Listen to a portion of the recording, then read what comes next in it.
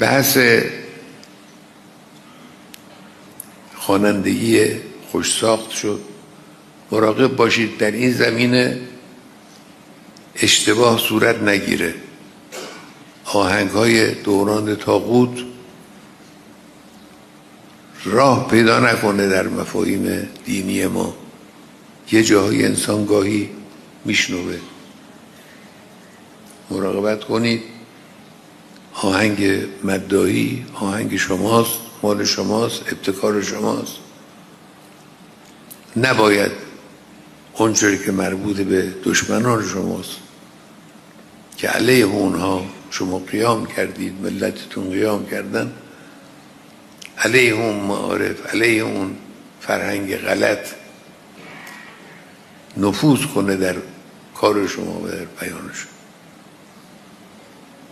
بنابراین اونچه که بنده احساس میکنم و میبینم خوشبختانه در بین ابزارهای مهم پیشرفت کشور پدیده مداحی جایگاه ویژه‌ای داره.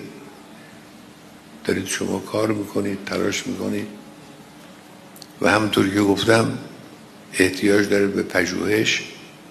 باید آسیب شناسی بشه، باید راه‌های تکاملش پیدا بشه، باید محتواهای مناسب و شاید آهنگ‌های مناسب برای این کار آماده بشه، تهیه بشه.